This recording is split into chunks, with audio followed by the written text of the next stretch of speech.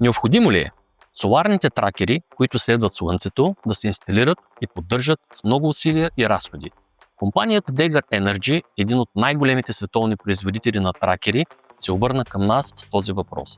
В миналото инсталирането на слънчеви панели, особено на неравен терен, е било много времеемко и лагерите е трябвало редовно да се смазват по време на работа. Успяхме да решим този проблем с нашите лагери ESQM с плит конструкция за 120 мм квадратни профили. Те са бързи и лесни за монтаж, дори на наклонени повърхности до 9 градуса.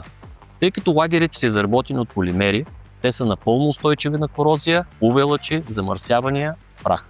Липсата на смазочни материали прави лагерите напълно неизискващи поддръжка, намалявайки експлоатационните разходи и елиминирайки замърсяването от смазочен материал.